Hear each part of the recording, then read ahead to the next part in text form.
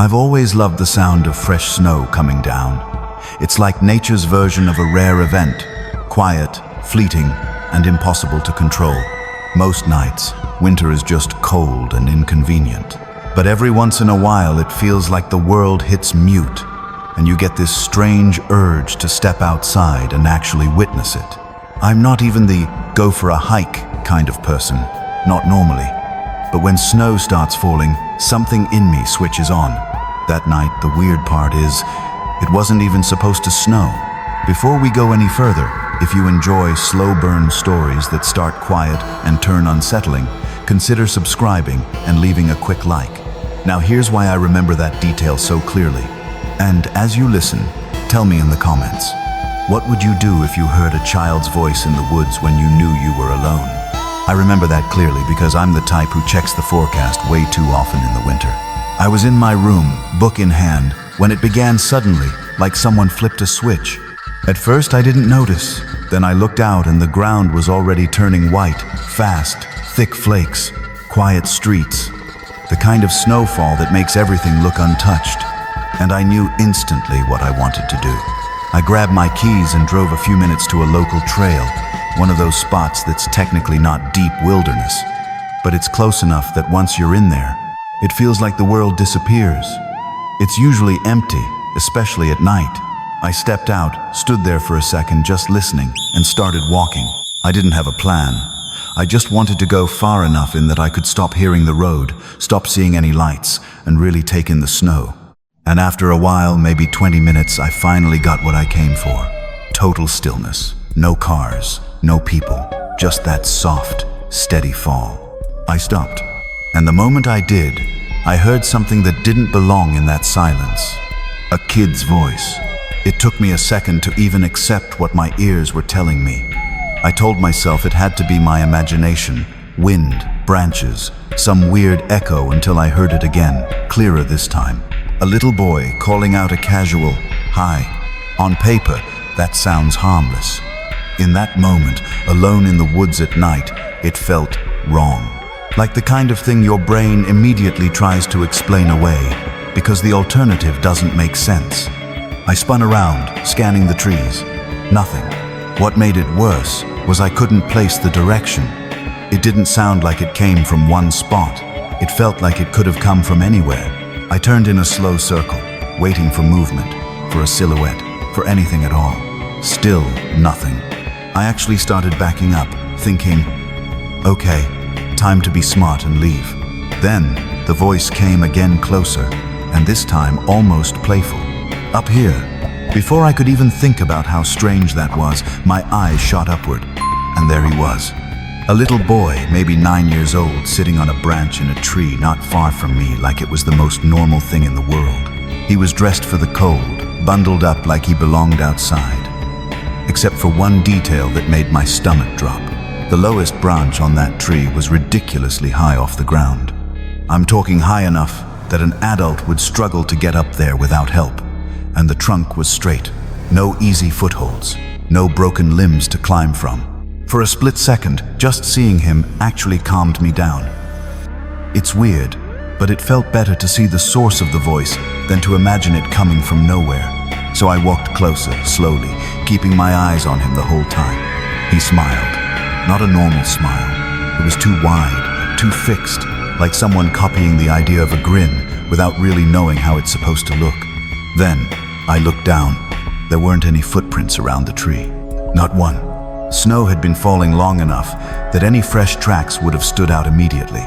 But the ground around that trunk was smooth and untouched, like no one had walked there at all. Which meant, if he'd climbed up, he'd had to do it before the snow started, and he'd been sitting up there for a long time. I asked him how he got up there.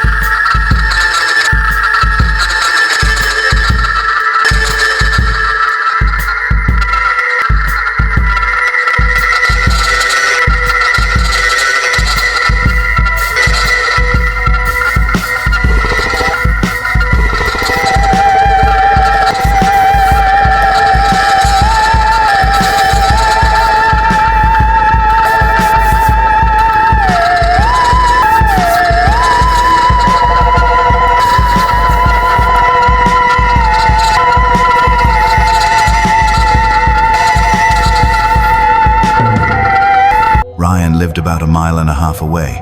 Normally that's nothing. I'd walked farther plenty of times. The roads were too packed with snow to drive, but walking, that seemed doable. Looking back, it was probably the worst decision I could have made that night. Still, I bundled up, stepped outside, and started down the road. At first, it was actually kind of beautiful. The snowfall had stopped, leaving everything coated in this smooth white blanket that reflected the streetlights. The entire neighborhood glowed faintly under the snow. Every step I took made that soft, crunching sound beneath my boots. And that was the only sound. No cars passing. No distant voices. Nothing. It felt like the entire town had been abandoned.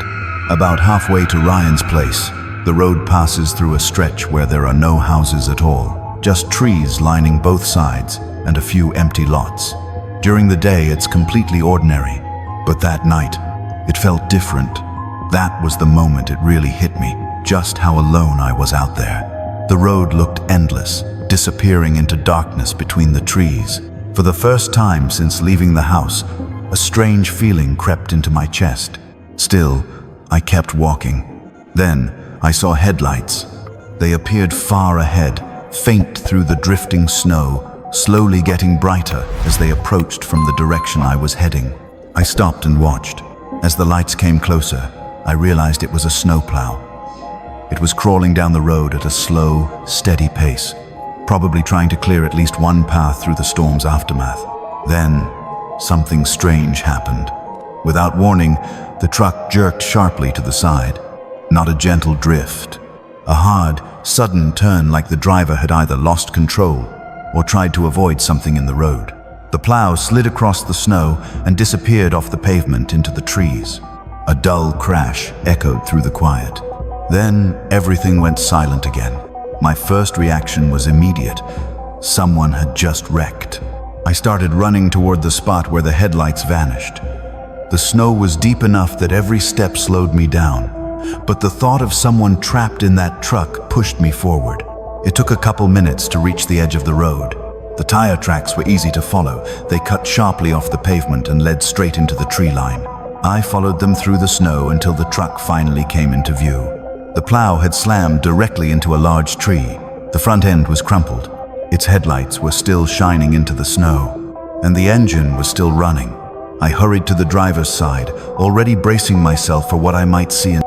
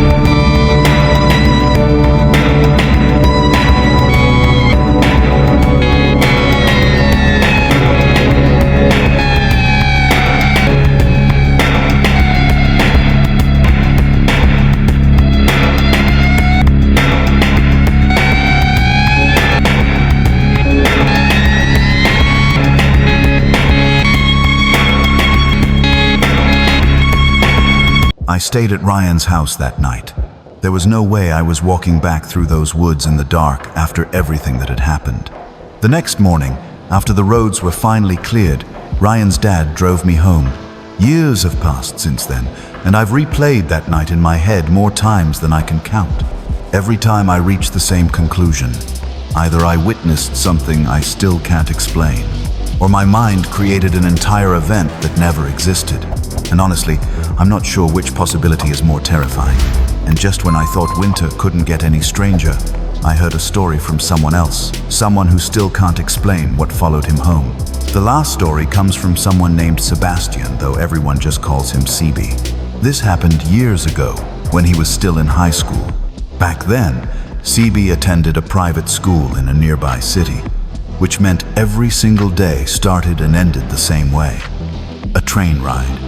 Morning train to school, afternoon train back home. For most students that might sound exhausting, but for him it actually became part of the routine. A lot of his friends lived along the same rail line, so the commute usually turned into an hour of joking around, complaining about homework, and just passing time together. CB was also a runner at the time track during the spring, cross-country in the fall, so his schedule depended heavily on practice.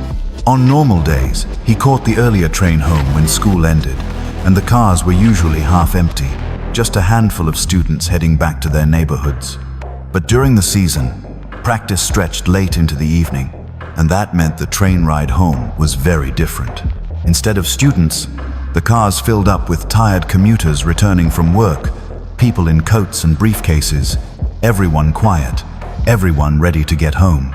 Luckily, two of CB's closest friends, Charles and James, were also on the track team and lived along the same route, so those long evening rides were never completely lonely, at least not until one particular night. Practice had just ended when the weather suddenly turned. The moment their train left the station, snow began falling, and not the light kind. Within minutes, what started as a few flakes exploded into a full winter storm. Wind, thick snow, and rapidly disappearing visibility. It was the kind of storm that seems to appear out of nowhere and swallow everything around it. While they were still on the train, an announcement came over the speakers. Their train would be the last one running on that line that night. The storm was getting too dangerous, and the rail company had decided to shut down the rest of the schedule. At first, the three of them laughed about it, but the more the snow piled up outside the windows, the more the reality started to sink in. Even if they reached their stops, no one was going to be able to drive and pick them up. The roads were already a disaster. James and Charles weren't too worried. They lived close to the station in a dense neighborhood where houses were packed together and the streets stayed relatively busy. Sebi's situation was very different. His station sat almost by itself. To get home, he had to cross a highway, then walk more than a mile through a stretch of wooded land where houses were spread far apart. When he called his parents from the train, their response was simple: bundle up and be careful. There wasn't really another option. One by one, the train stops passed. James and Charles stepped off first, waving goodbye before disappearing into the snow-covered platform. Then the train continued on. Passenger after passenger got off. By the time the doors finally opened at CB's station, he was the only one left. He stepped onto the platform and immediately felt the storm hit him. Wind whipped through the station. Snow swirled through the air like fog. Everything around him had turned white tracks, roads, rooftops, even the distant trees barely visible through the storm. Normally that station buzzed with activity. Cars waiting, people rushing around. That night, it looked abandoned. Sebi stood there for a moment, staring out into the storm. It was strangely beautiful, but also deeply unsettling. Eventually, he started walking. Crossing the highway turned out to be easier than expected. There wasn't a single car anywhere, no traffic, no headlights, not even snowplows pushing through the storm.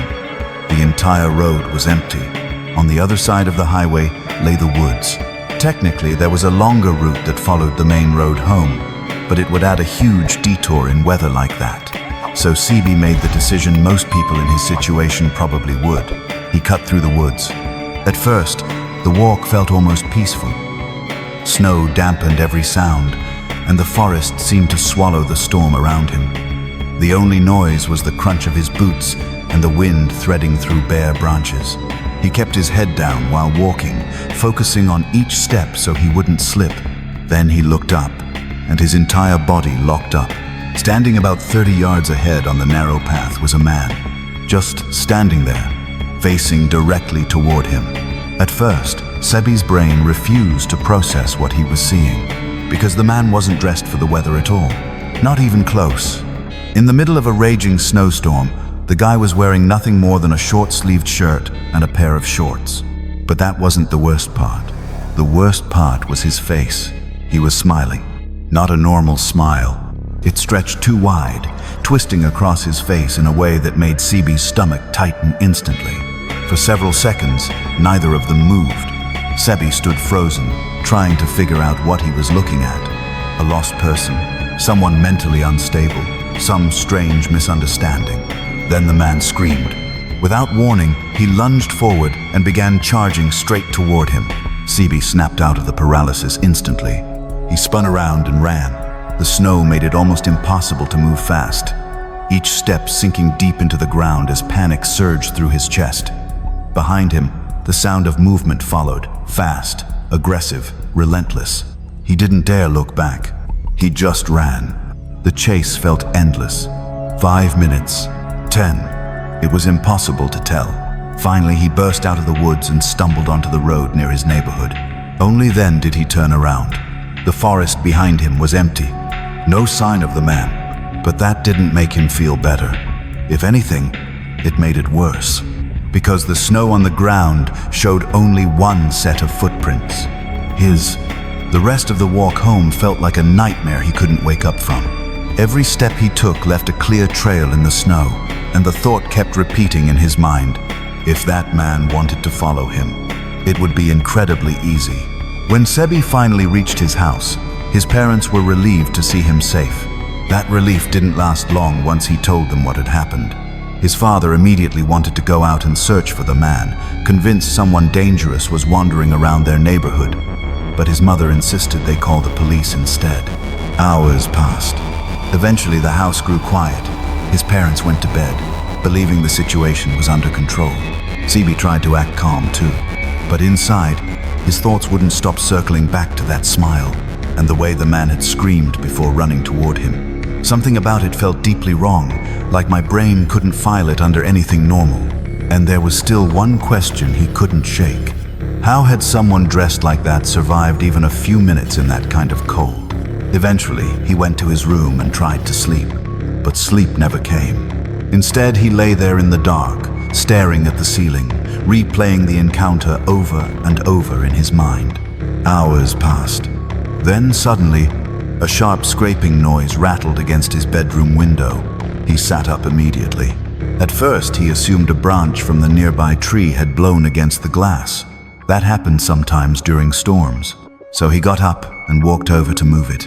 He pulled back the curtain and instantly dropped to the floor. The man was outside, standing inches from the glass. Now, with the porch light hitting his face, Sebi could see him clearly. His skin had turned a strange purple tone from the cold. His head was bald. A patchy gray beard clung to his jaw, and that same twisted smile was still stretched across his face. Sebi screamed. His father burst into the room just in time to catch a glimpse of the figure outside, before the man suddenly sprinted away into the storm. His dad rushed toward the door, ready to chase after him. But his mom stopped him and forced him to call the police instead. It took a long time for officers to arrive because of the snow. By the time they got there, the man had vanished. Sebi expected the police to follow the footprints in the snow, but when the officers saw that the tracks disappeared into the woods behind the house, they refused to search the area that night. The storm was still dangerous, and they weren't willing to risk it. His father was furious, but the police left anyway, and after that, nothing ever happened. No investigation, no follow-up. Sebi never saw the man again. Maybe the stranger wandered off somewhere in the woods. Maybe he disappeared into the storm and was never seen again. Or maybe he was never meant to be found. What Sebi knows for sure is that for weeks afterward, he couldn't sleep without imagining that face appearing in the window again. And even now, years later, he still has no explanation for who that man was, or how someone dressed like that could stand in a blizzard, smiling. If this story got under your skin, gently tap like. It really helps the channel reach more listeners. Subscribe for more chilling stories and eerie experiences shared by listeners, and share your theory below. Who do you think that man was, and how could he be out there in that storm? Until next time, stay safe, and thanks for listening.